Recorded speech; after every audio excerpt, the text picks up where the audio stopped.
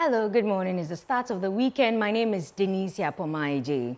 Now, the independent power producers are demanding that Ghana Gas Company Limited provides alternative source of fuel for power generation following the shutdown of the latter's critical gas processing plants and offshore gas export facilities for 2 weeks.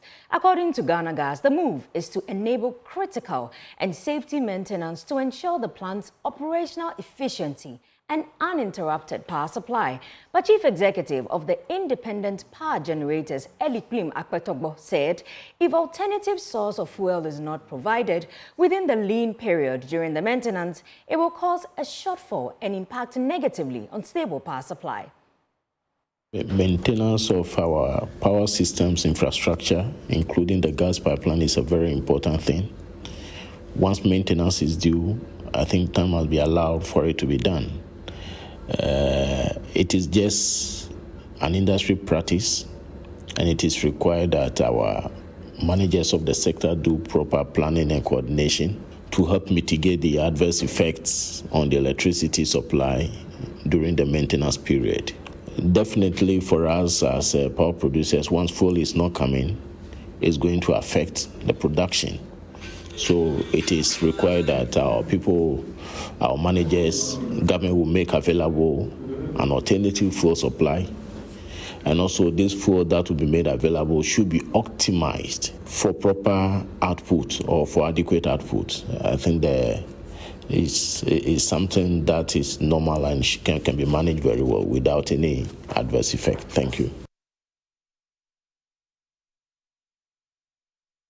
But Ghana Gas has justified the shutdown, insisting it will not affect power supply in the coming days because there's enough gas in the system. Ernest Owusu-Bempah is Corporate Communications Director at Ghana Gas.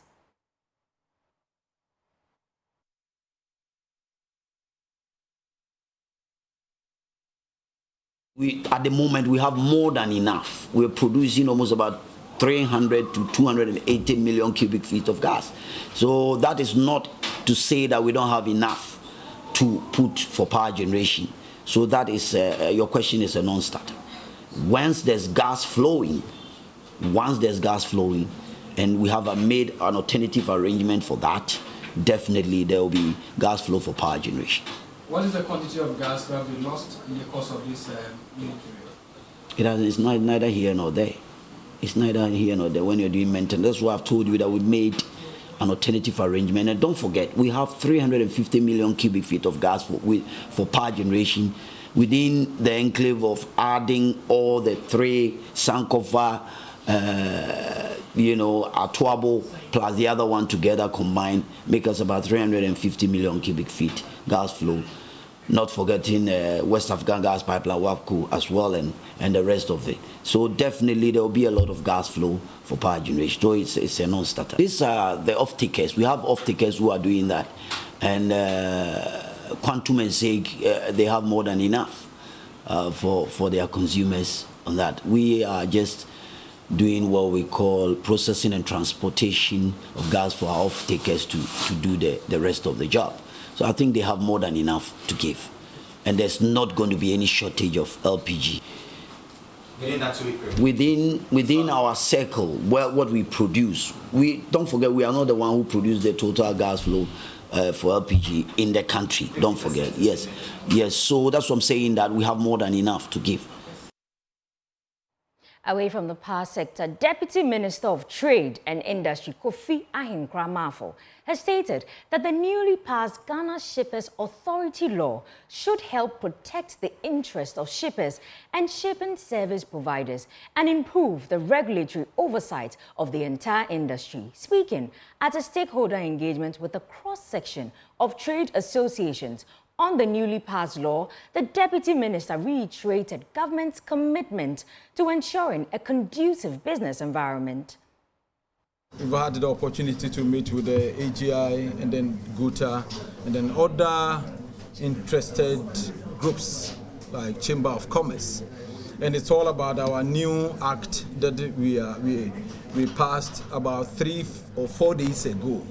And it all seeks to amend certain portions of the already existing act that takes care of our shipping industry.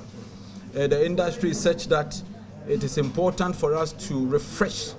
The law or the act was passed since 1974, about 50 years ago. And it's important that there are certain aspects of the law that needs to be amended. And as we speak, we've had an engagement with these entities who are stakeholders in this shipping industry.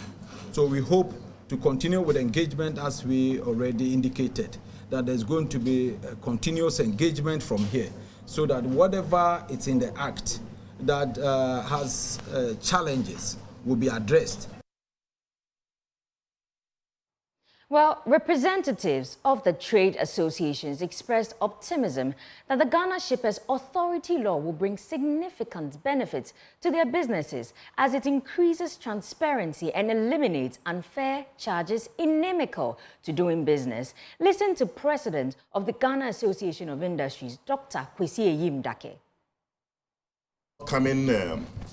Document, the welcoming act to strengthen the business community in two ways. To the shipper, it gives us the capacity to engage with our agents in a very equitable manner. The role of the Shippers Authority is well defined. They become a form of a referee to aid us create the equity that is needed in the cost of doing business, especially from the port of entry, where our various costs that feeds into our productions are raised by virtue of the agent's role. So we welcome this document. Going forward, as explained by the Minister and the CEO, an LI will be developed, and we will contribute to this LI to deepen the mechanism of implementation. Now, the Health Minister, Dr. Bernard Okoboy, has told the Assurance Committee of Parliament service auto groups are yet to be paid, despite the Finance Ministry authorizing that they are paid for servicing some ambulances. The $34 million contract has become the subject of controversy following revelation by the North Tongu MP Samuel Okudzeto-Ablakwa. Dr. Bernard Okoboy, responding to questions from the North Tongu MP, explained that the BOG has informed him no money has been paid to the group yet. Because of the public interest, I spoke to one of the deputy governors who have a working relationship when I was at health insurance. And the deputy governor made me aware that this is lodged with them, but not even $1 has been given to the provider.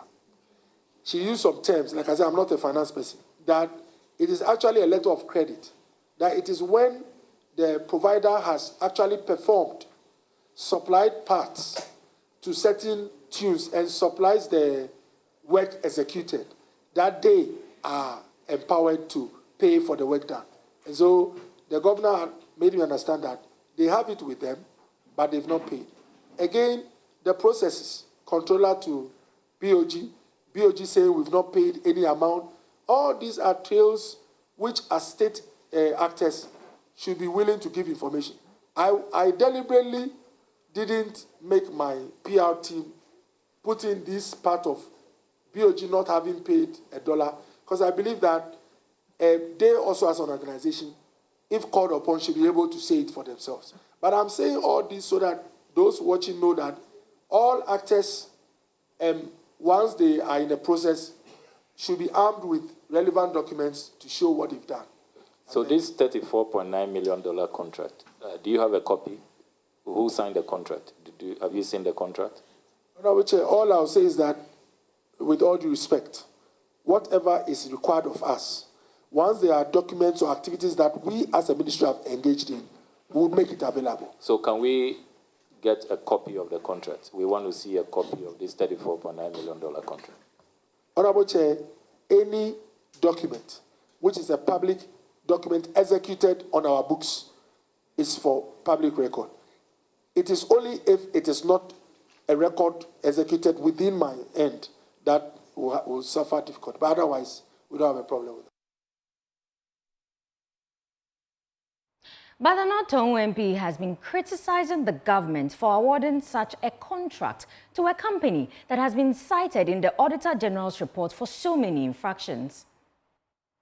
Report of the Auditor General on fleet management of the National Ambulance Service, which was published May 25th, 2022.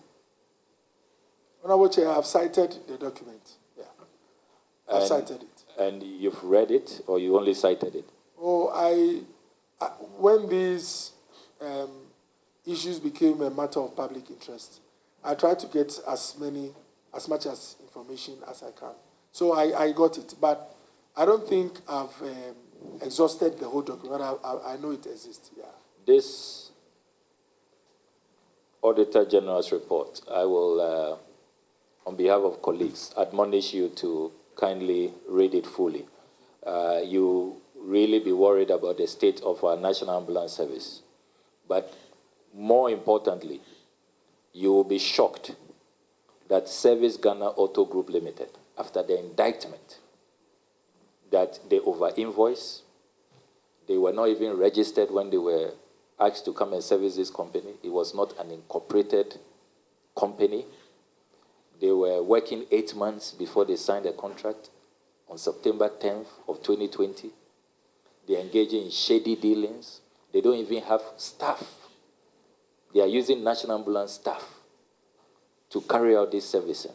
Very damning report.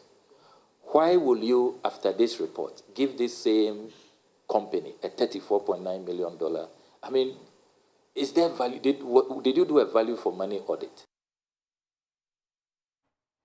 Samuel Okudzeto-Ablakwa has been pressing the minister to commit to not releasing any more funds to the company.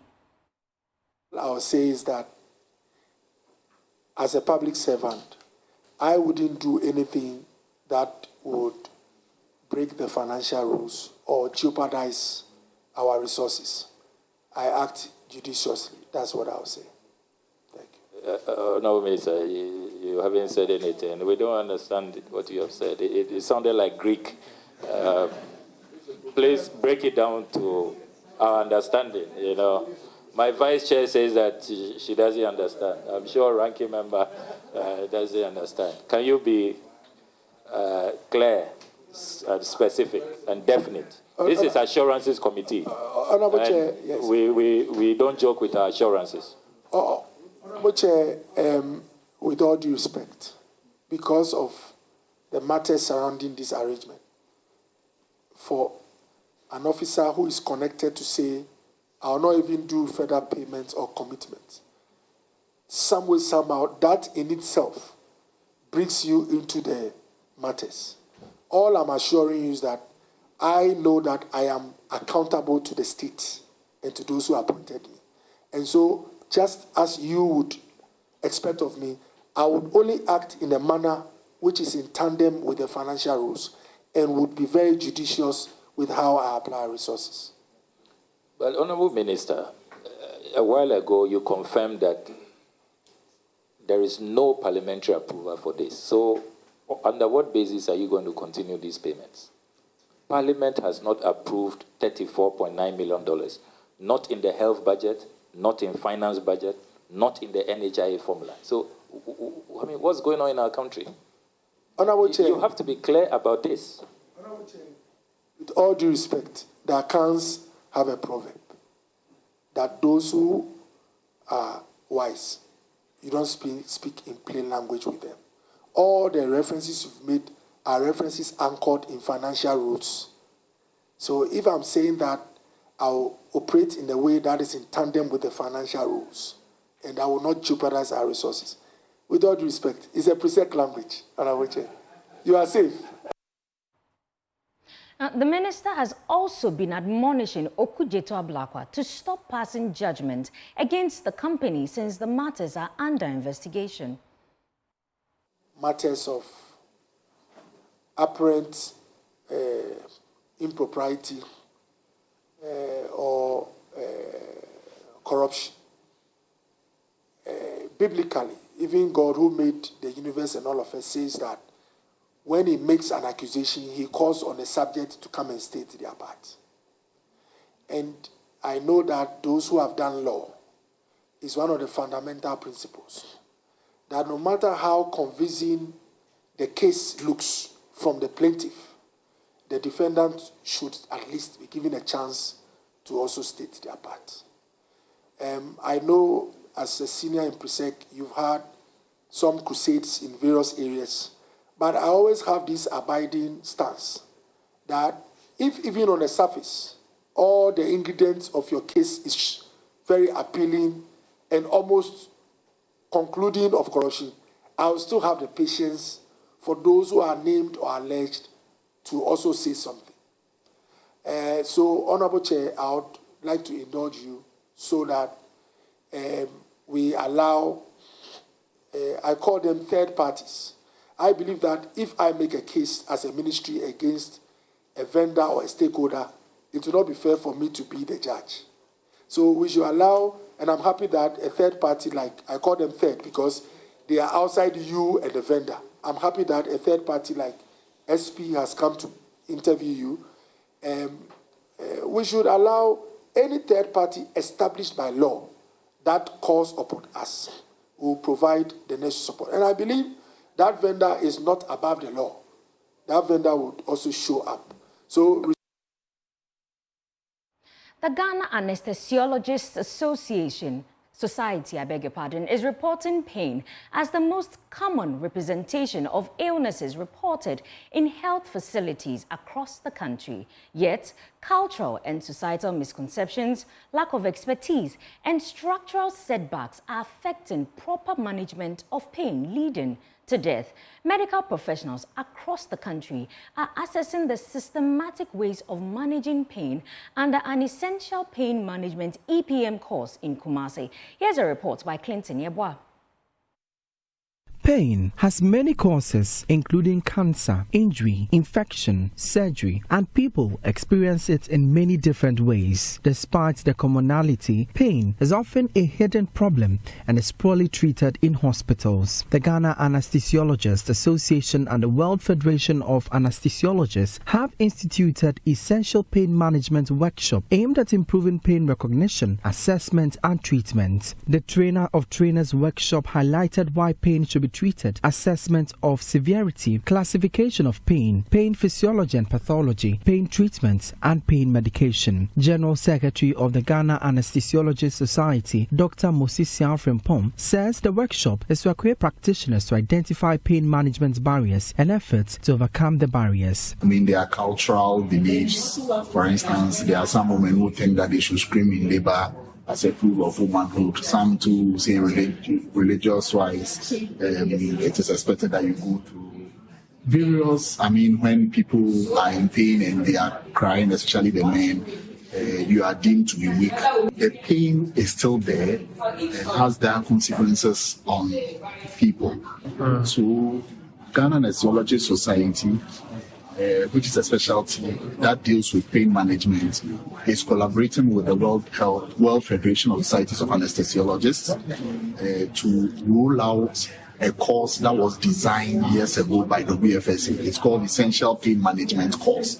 Untreated pain causes inflammatory changes in the body, which may have harmful physical and psychological effects. A total of 21 trainers have been equipped to train an additional 100 participants. The anesthesiologists at the World Federation of Anesthesiologists, Claire Rooks, says the modules are flexible to be easily absorbed by local anesthetists. And it's a one-day workshop that's designed to teach people how to treat pain. And we also teach local people to train their local workers as well. I think so, because there are so many people here now who are trained and who are very keen and enthusiastic and more than capable of implementing many of the things that we are teaching here today. Amelia Cruther is a programs manager for the World Federation of Anesthesiologists. The courses in Ghana this week are supported by THET, which is the Tropical Health Education Trust. This is an organisation based in the UK and it's under their Global Health Workforce Programme. So we were awarded a grant to support 2 essential pain management courses in Ghana, with the first taking place this week in Kumasi, and we hope for one later in the year in Accra. Some trainees, including clinicians, anesthetists, doctors, pediatricians, and surgeons, say they will be able to overcome defects in their practice concerning pain handling. One of the major stigmas was that addiction is a frequent thing identified with giving patients, for example, opioids. But we've understood today that it is a facade. It is actually not true. And so we shouldn't be, limiting ourselves. Clinton Yebois reports for Joy News. The Central Regional Branch of the Ghana Bar Association has held a Thanksgiving service to mark the end of the legal year.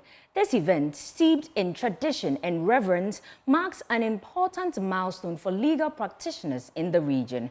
President of the Central Regional Bar, Samuel Uduyeboa, says the association is looking forward to a more fulfilling legal year after the vacation. There's more in this report.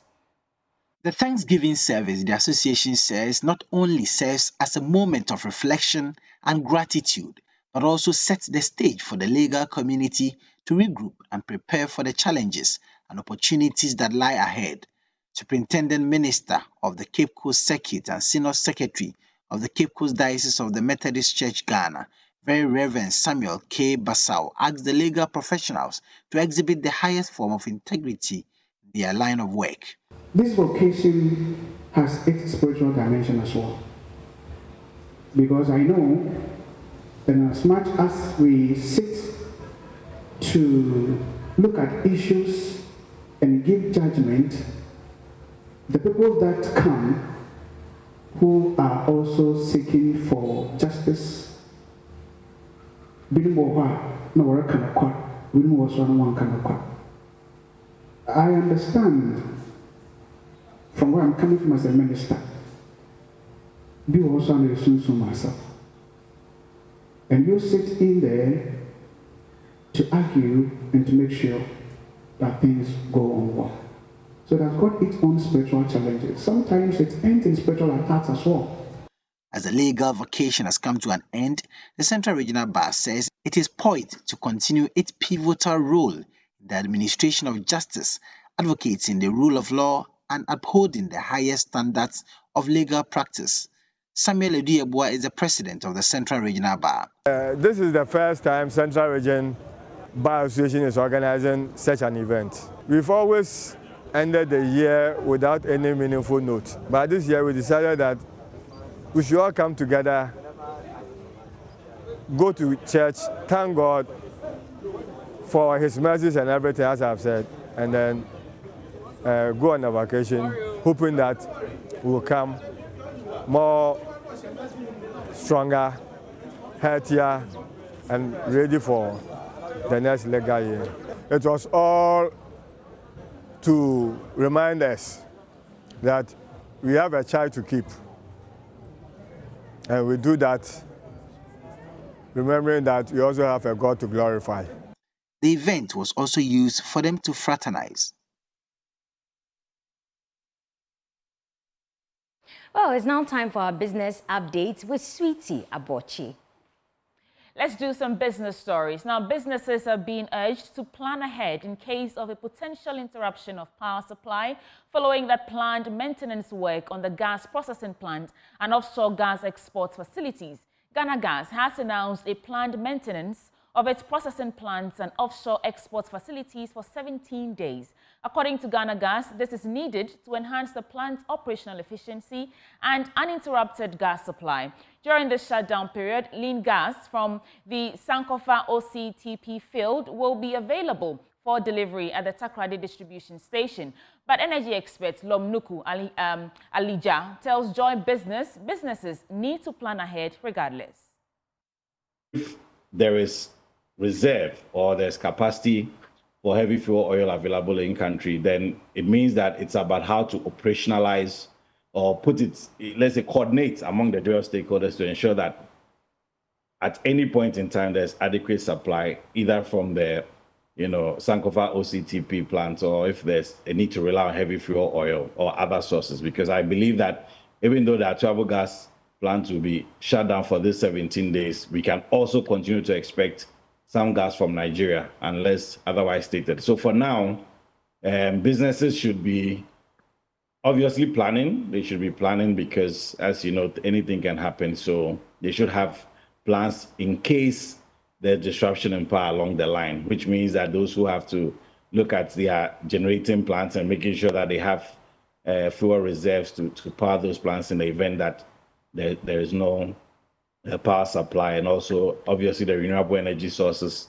it looks like the continuous need to emphasize investments in renewable energy like solar and so on, so that people can have alternatives to cushion them in times like this. Because as I've said, the maintenance is something that we cannot do without. It is absolutely essential to ensure that the machines and the equipment that are used to produce, you know, the final product that is used by these power plants are, you know, ready to be used. Exactly.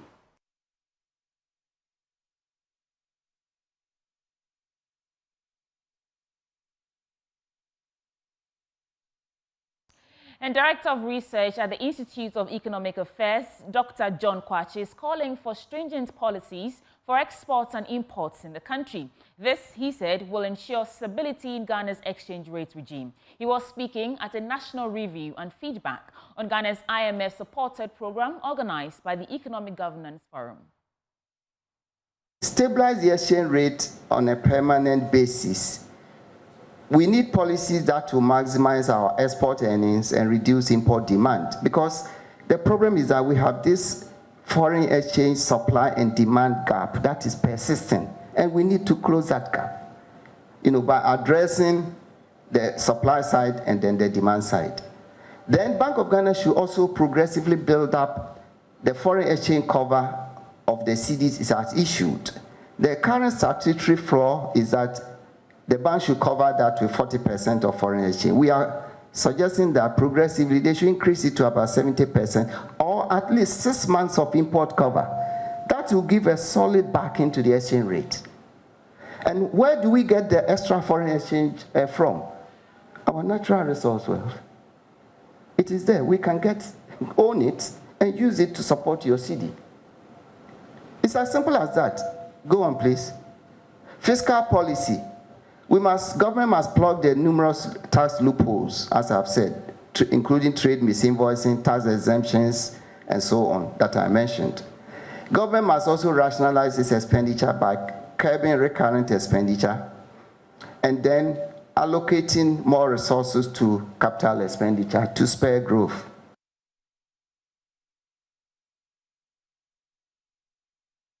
Let's get updates now from the currency market.